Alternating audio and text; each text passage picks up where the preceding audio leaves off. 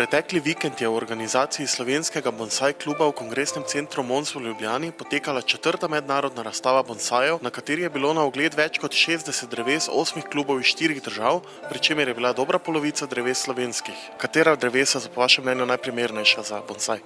To je težko vprašanje. Ampak je kar nekaj vrst, ki so primerna za bonsaje. Ena najbolj uporabljanih vrst v bonsaizmu je kitajski brin, zato ker se zelo dobro počuti v posodi in nam nudi res veliko možnosti in ustvarjalnosti. Sam osebno imam rajši iglavce kot listavce, ker pri iglavcih lahko rezultate dosežemo veliko hitreje kot pri listavcih. Ampak ja, tudi listavci imajo svoj čar, spreminjajo se skozi sezono, jeseni odvržejo liste. Skratka, vsaka vrsta ima svoj čar. Kako dolgo pa traja, da je bonsaj primeren za razstavo? To je pa čisto odvisno od materijala, s katerim se začnemo ukvarjati. Bolj primeren, ko je material krajša, je ta doba. Ampak vseeno traja, recimo pa pozabimo, ne vzgajamo dreves iz semen in čakamo, kdaj bodo zrasle, ampak se v bistvu iz velikih dreves ustvarjamo majhne. Vseeno traja, da se pravi drevo iz materijala postane bonsaj, traja vsaj 6, 7, tudi 10 let ali več. Na kak način pa oblikujemo drevesa? Več načinov je, z obrezovanjem. Najpogostejša tehnika je žičenje, se pravi z žico.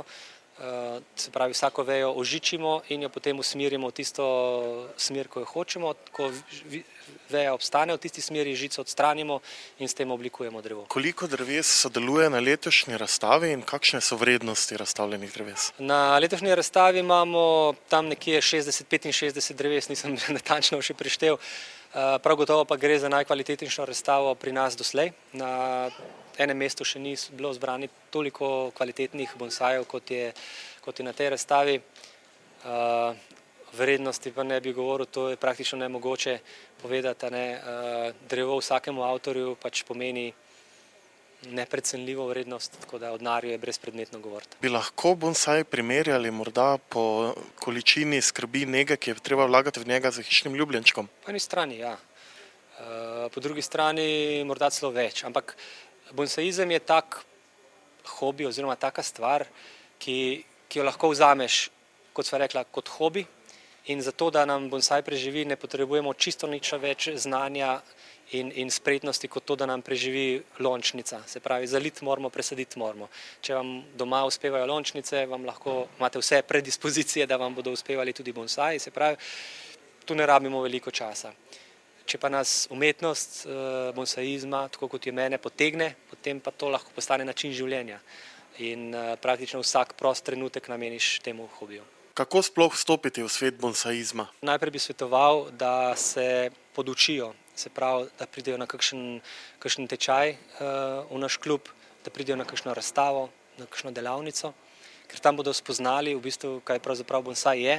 Predvsem pa je treba najprej vedeti, kakšne pogoje imam doma in šele potem iti po tisto drevo, ki ustreza takšnim pogojem. Se pravi, če hočem imeti drevo v hiši, v stanovanju, rabim tropsko drevo, ne pa subtropsko. Kitajski brest ne bo preživel v stanovanju, zato ker rabi drugačne pogoje. Se pravi, ne iskati, kakšno vrsto sem pa zdaj domov prenesel šele potem, ko ga že imamo doma, ampak prej vedeti, kakšne pogoje lahko nudimo in se odločiti za vrsto in potem iti iskati. V 2 dneh je z obiskovalci svoje znanje delilo 8 demonstratorjev, prikazali pa so različne sloge ter osnovne in napredne tehnike oblikovanja, s pomočjo katerih so se drevesa iz neurejenih grmov spremenila v umetnine.